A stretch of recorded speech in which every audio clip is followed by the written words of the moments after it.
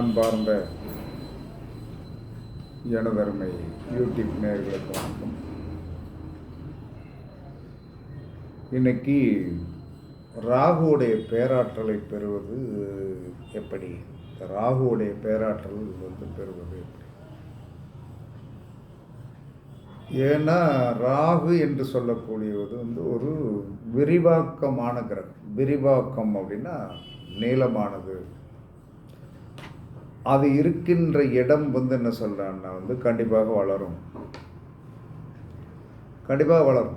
வளரும் அப்படின்னா என்ன சொன்னா அந்த பாவத்தை அது கண்ட்ரோலில் தான் வச்சுருக்கும். எந்த பாவத்தில் போயிருக்கிறதோ அந்த கிரகத்தை தன் கைக்குள்ளே கொண்டு வந்துடும். ஏன்னா அந்த அளவுக்கு பவர் உள்ள சக்தி உடைய ஒரு கிரகம் தான் ராகு. அப்போ என்ன சொல்கிறான்னா நாம் ராகு இருக்கின்ற பாவம் நமக்கு நன்மை செய்யும். ஆனால் நம்ம எப்பயுமே ராகு கேதுகளை என்ன சொன்னான்னா ஒரு நிழல் கிரகமாக பாவித்து சூரிய சந்திரர்களை இவர்கள் என்ன செஞ்சாங்கன்னா கிரகணம் பிடிக்க வச்சாங்க. கிரகணம் பிடித்து துன்பத்தை கொடுப்பாங்க அப்படிங்கிறதுக்காக அதை நம்ம பெருசாக எடுத்துக்கிட்டதே கிடையாது. ராகு கேதுகளை நீங்கள் வலிமைப்படுத்தத்தான் நீங்கள் உலகத்தில் சிறந்த நபராக வர முடியும். ராகு கேதுகளுக்கு அவ்வளோ பவர் உண்டு. நம்ம அந்த பவரை என்ன சொன்ன, எப்பயுமே ஒரு மனிதனிடம் ஒரு திறமை இருக்கிறதுன்னு வச்சிடும். அந்த திறமையை என்ன சொல்கிறான்னா நாம் என்ன சொல்கிறான்னா அவனிடம் போய் என்ன சொல்கிறான்னா அவன்கிட்ட இருக்கிற சக்தியை நீங்கள் பெருமைப்படுத்தும் போது, ஒரு குழந்தைய இருக்கிறது, அந்த குழந்தைய நீங்கள் வலிமைப்படுத்தணும்னா அந்த குழந்தைகிட்ட நீங்கள் பாசிட்டிவாக பேசி பாருங்கள். ஒரு குழந்தை எப்பயுமே வாசலுக்கு ஓடும். என்ன காரணம்? வெளியே போகும். ஆனால் நீங்கள் என்ன செய்யணும்னா போகாதேன்னு தடுத்தால் அதற்கு எதிர்ப்பு சக்தி தான் வரும். ஆனால் வாசப்படியை விட்டு கீழே இறங்கக்கூடாது. ஆனால் கூப்பிட்டா திருப்பி வந்துடணும்னு சொல்லுங்கள். அது உங்களுக்கு கட்டுப்படும். அதே மாதிரி தான் ஒரு கிரகத்தை நீங்கள் என்ன செய்யணும்னா இந்த ராகு என்று சொல்லக்கூடியவருடைய பேராற்றலை பெறணும். ராகு என்பவருடைய பேராற்றலை பெற்றுவிட்டீர்கள் என்று சொன்னார், முன்னோர்களுடைய ஆசீர்வாதம் ஃபுல்லாக அவங்களுக்கு உண்டு. இந்த உலகத்தில் நம்ம முன்னோர்கள் தான் நமக்கு ஆசீர்வாதம் வழங்க முடியும், வேறு யாராலையும் முடியாது. ஏன்னா என்ன சொன்னான்னா நம்ம பெத்த பிள்ளைகளை நம்ம தான் அரவணைக்க முடியும். பக்கத்து வீட்டுக்காரங்க என்றைக்காவது நம்ம பிள்ளைகளை அரவணைச்சி என்ன சொல்கிறாங்க, நீட் பண்ணியிருக்காங்க, அதெல்லாம் பண்ண முடியாது. என்ன சொல்கிறாங்கன்னா அந்த காக்கைக்கும் தன் குஞ்சு பொன் குஞ்சு. நம்மளுடைய குழந்தைகள் என்ன சொல்கிறான்னா நமக்கு தான் நமக்கு பற்று வரும். ஆனால் பக்கத்து வீட்டுக்கார் பற்றோடு இருப்பார்கள் என்பதை நாம் உறுதி செய்ய முடியாது. அதனால் நீங்கள் எப்பயுமே இந்த ராகுவுடைய பேராற்றலை பெறணும் அப்படின்னா எப்பயுமே என்ன சொல்கிறான்னா ராகு கால வழிபாடு பண்ணணும். சரி, ராகு கால வழிபாடு அப்படிங்கிறது எப்படி பண்ணுறது? நித்தமும் நான் ராகு கால வழிபாடு பண்ணணும்னா வேண்டாம். உங்கள் ஜாதகத்தில் ராகு எந்த கட்டத்தில் இருக்கிறாரோ அது அன்றைய ராகு காலம். ஒருத்தருடைய ஜாதகத்தில் என்ன சொல்கிறான்னா ராகு சுக்கிரன் வீட்டில் இருக்கார், வெள்ளிக்கிழமை ராகு காலம். ராகு எந்த நட்சத்திரத்தில் இருக்கிறாரோ, ராகு எந்த நட்சத்திரத்தில் போய் இருக்கிறாரோ அந்த நட்சத்திரம் வருகின்ற அன்று இருக்கின்ற ராகு காலம் பவர் ஜாஸ்தியாக இருக்கும். இந்த ரெண்டை பிடிச்சாலே போதும். நீங்கள் என்ன சொல்கிறேன்னா எல்லாரும் என்ன சொல்கிறாங்கன்னா தேடிக்கிட்டே இருக்கீங்க, முற்றுப்புள்ளி வைக்காமல் தேடிக்கொண்டே இருக்கிறீர்கள். அப்போ முற்றுப்புள்ளி வைக்க வேண்டும் என்றால் நான் சொன்னதை கேட்டுருங்க. நீங்கள் முற்றுப்புள்ளி வச்சிருங்க. நான் என்கிட்ட ஜாதகம் பார்க்க வர்றவனுக்கு ஒரே ஒரு தான் அட்வைஸ் சொல்லுவேன், நான் சொல்கிறத கேளுன்னு தான் சொல்லுவேன். நீங்கள் சொல்கிறது ஆமாம், நான் சொல்கிறத கேட்டேன்னா உனக்கு ஒரு முன்னேற்றம் இருக்கிறது. ஏன்னா என்ன சொல்கிறேன்னா எத்தனை நாளைக்கு தான் என்ன சொன்னால் 1000 2000 பேர் யூடியூப்பில் பேசுகிறான். எதைத்தான் கேட்டு வைப்பையா? பிள்ளையார் கோயிலில் அன்னதானம் வாங்கினேன்னா அங்கே மட்டும் வாங்கு. முருகன் கோயிலை பிடிச்சேன்னா முருகன் கோயிலில் மட்டும். நான் பிள்ளையார் கோயிலையும் அன்னதானம் வாங்குறேன், காளியம்மன் கோயிலையும் அன்னதானம் வாங்குறேன், பேச்சியம்மன் கோயிலையும் அன்னதானம் வாங்க. எல்லாத்தையும் எத்தனை கை வச்சுருக்கேன்? 2 கை தான். இந்த 2 கையில் 50 இடத்துல நீ அன்னதானம் வாங்கினேன்னா ரைட்டு, ஓகே. ஒரு இடத்துல வாங்கினேன்னா சாப்பிட்டேன்னா திருப்தி.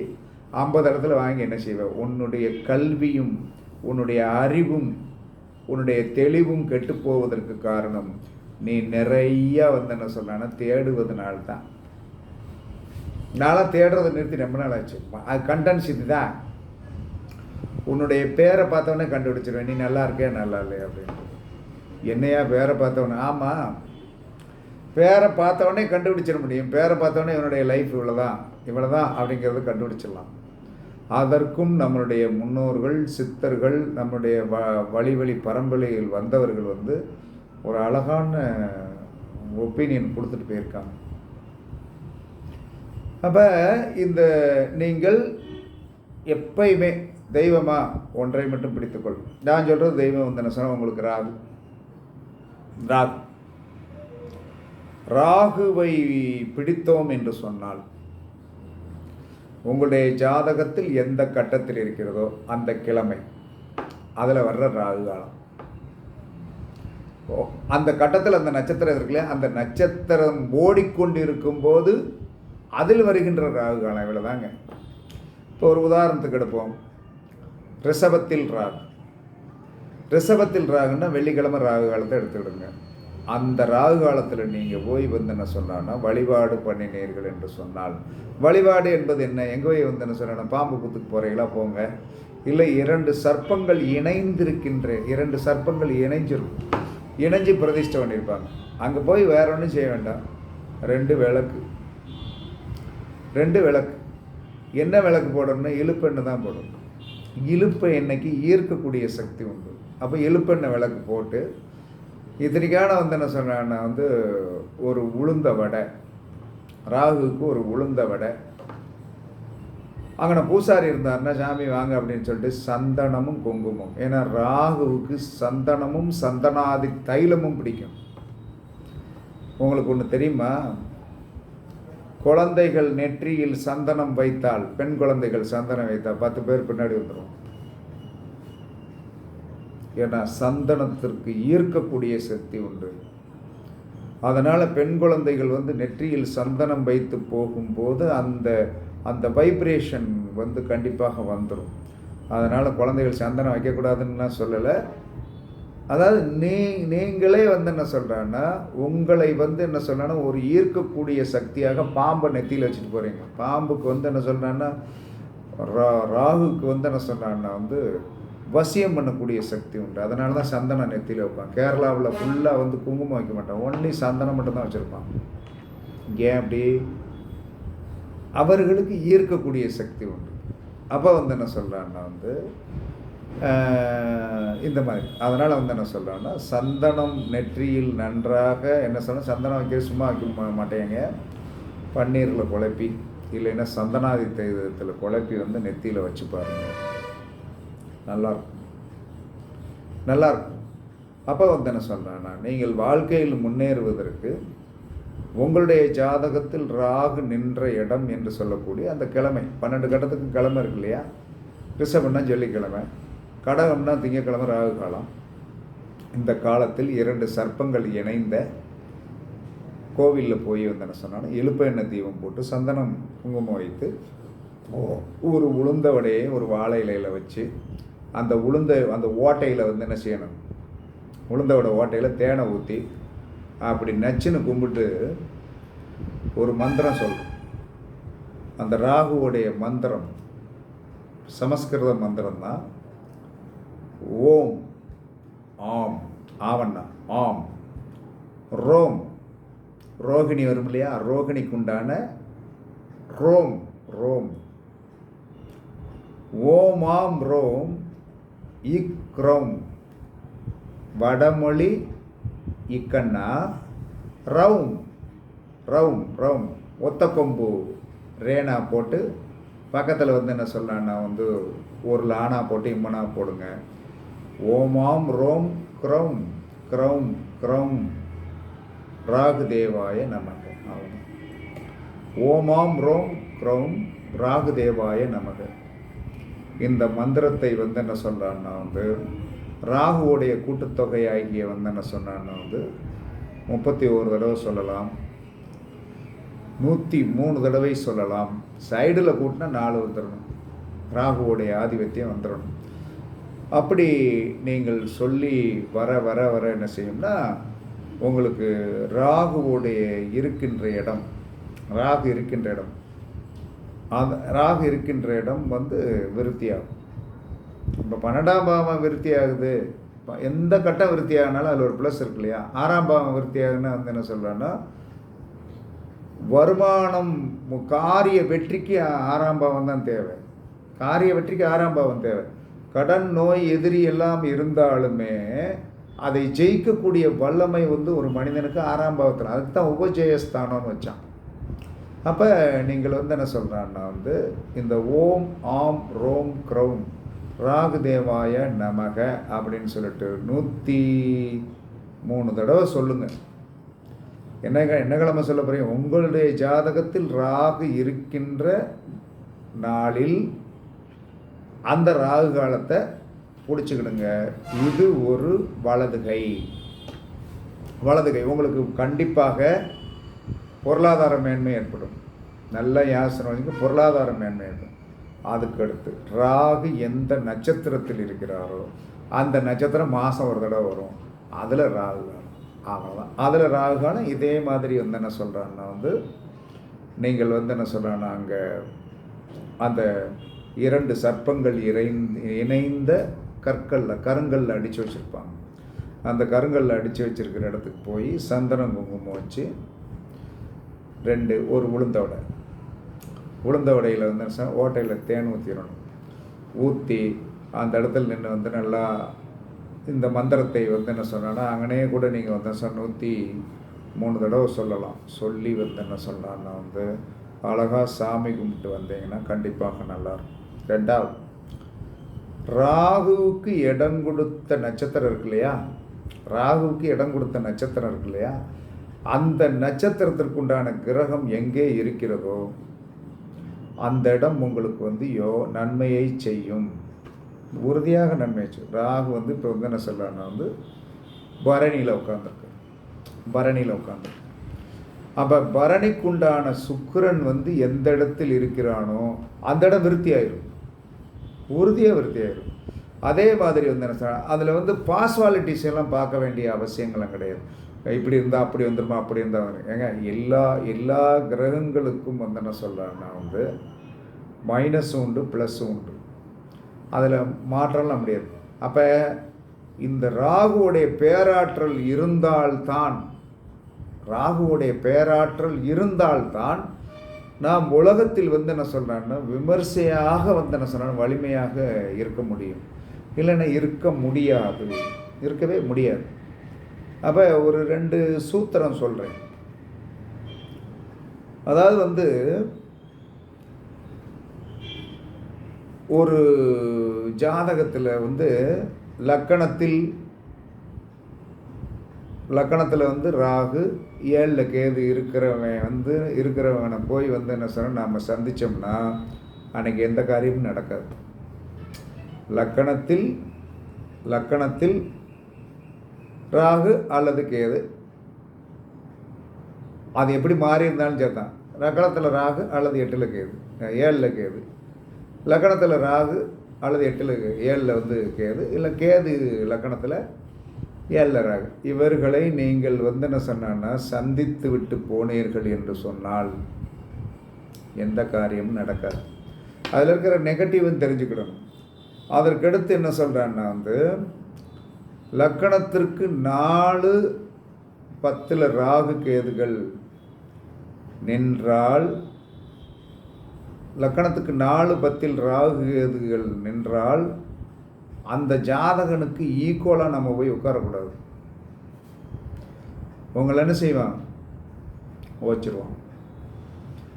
4 10 ராகு கேது இருக்கின்றவனுக்கு சமமாக நம்ம போய் வந்து என்ன சொல்கிறான்னா வந்து உட்கார்ந்தோம்னா அவங்கள ஓச்சு போடுவாங்க. அதற்கடுத்து ஒரு ஜாதகத்தில் 1 4 7 10 வந்து ராகு கேதுகள் நிற்க பிறந்த ஒருவரை நாம் வந்து வெற்றி கொள்ளுவது கஷ்டம். அவன்கிட்ட ஜெயிக்க முடியாது.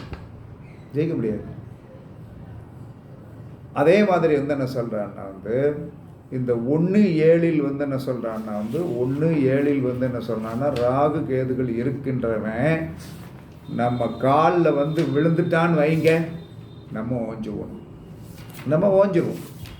இதெல்லாம் வந்து ஏன்னா வந்து என்ன சொல்கிறான்னா, ஏன் சில நேரங்களில் வந்து மனித வாழ்க்கை வந்து என்ன சொல்கிறான்னா வந்து ஒன்றும் செயல்பட முடியாமல் போகிறது. ஏன் செயல்பட முடியல? அப்போ நான் இந்த மாதிரி சூத்திரங்கள்லாம் வந்து என்ன சொல்கிறான்னா நிறையா இருக்குது. சூத்திரங்கள் நிறையா இருக்கிறது. இதெல்லாம் நம்ம வந்து என்ன சொல்கிறோம் தெரியும். அதனால தான் என்ன சொல்கிறான்னா வந்து இப்போ இந்த 1 7 ராகு இதுகள் இருக்காங்க இல்லையா, இவனை நம்ம கூட சேர்த்துக்கிட்டோன்னு வைங்க, நம்ம எதிரியை அழிச்சிடலாம், உறுதியாக அழிச்சிடலாம். அதாவது இந்த 1 7 ராகு கேதுகள் இருக்கிறவன் போய்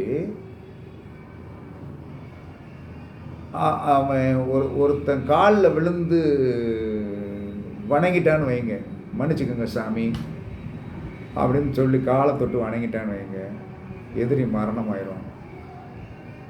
1 7 ராகு கேதுகள் இருக்கிறவனுக்கு அவ்வளோ பலன் உண்டு.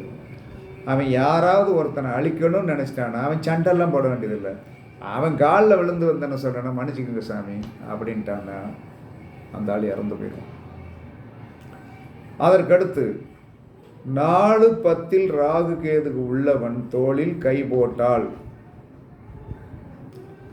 4 10 ஒருத்தருடைய ஜாதகத்தில் 4 10 ராகு கேதுகள் உள்ளவன் தோளில் போய் நம்ம கை போட்டு போனான்னு வைங்க, வா மாப்பிள்ள வா தண்ணி அடிக்க போவோம், இல்லை நான் வந்து இந்த ஒரு விஷயம் அவனை கூட்டிகிட்டு போனீங்கன்னா அவனுக்காக நீங்கள் உயிரை கொடுக்க வேண்டும். அப்படி ஒரு சிக்கல் வந்துடும் அப்படின்னு சொல்லி வரும்போது என்ன சொல்கிறான்னா, ஒரு அடிதடி வந்துருச்சு, நம்ம ஊடால போயிருக்கோம், விலை விடும்போதே அவனுக்கு விழுக வேண்டிய கொத்து நமக்கு விழுந்துடும், நம்ம டவுன் செத்து போயிடுவோம்.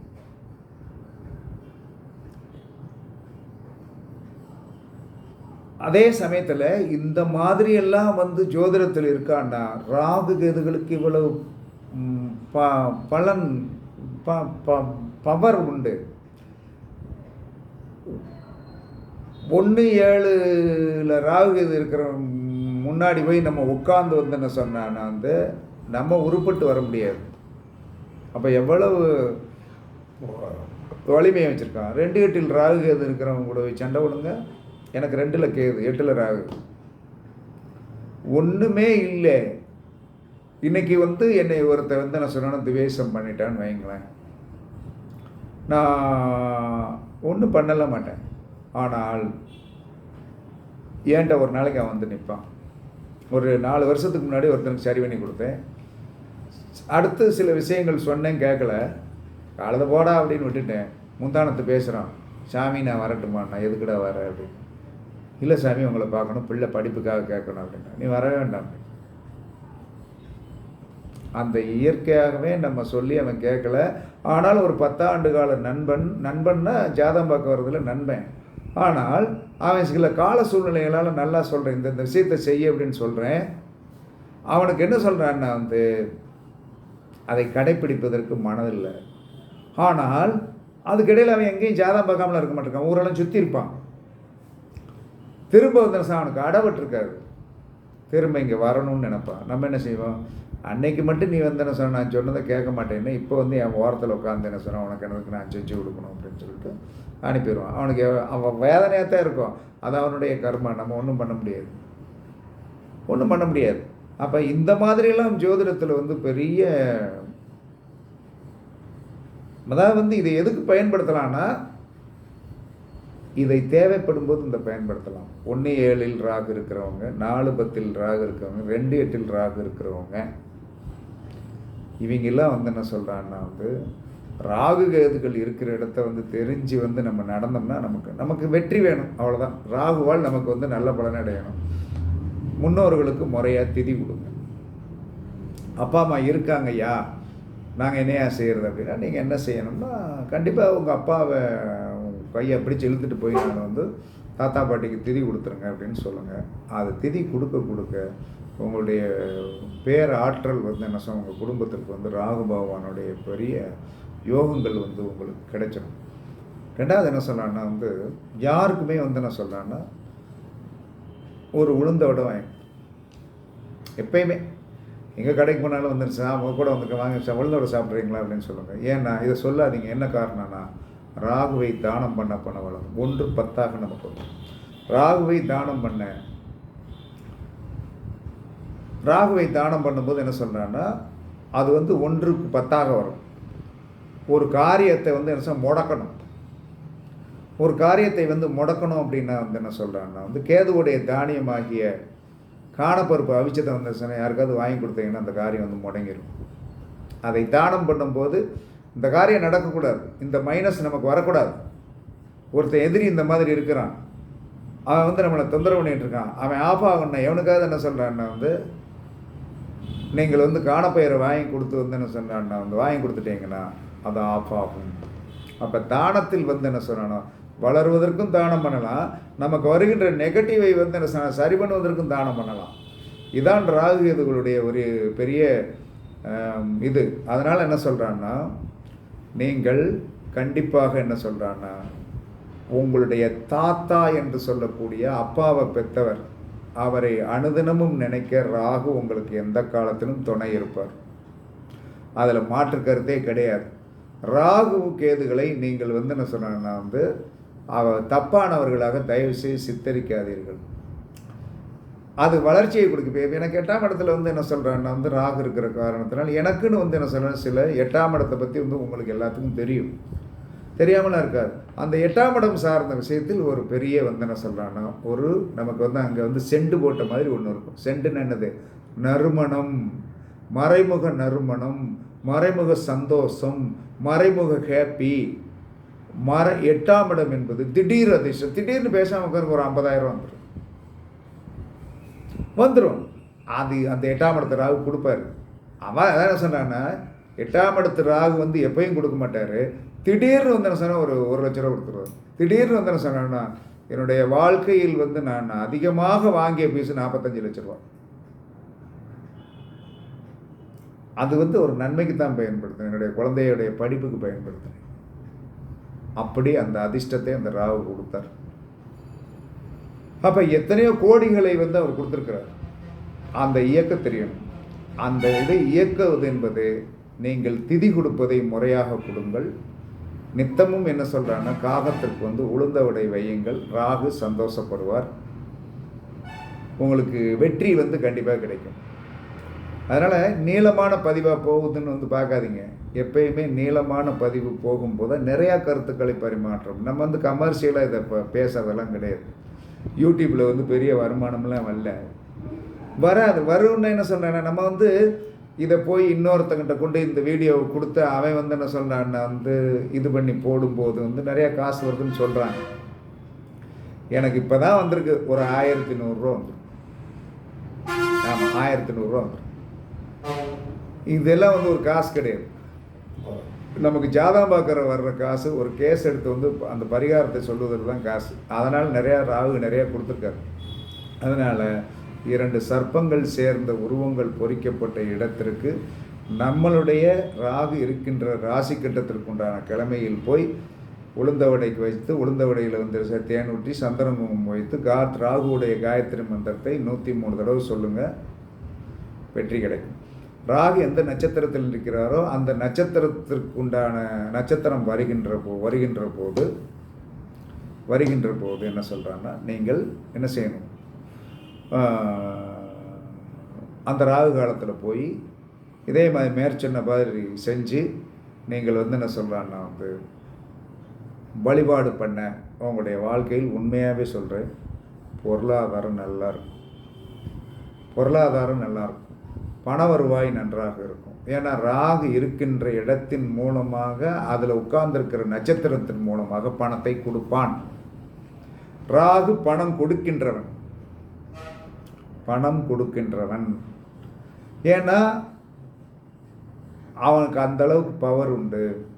ராகு என்பது விரிதல் என்று பொருள்.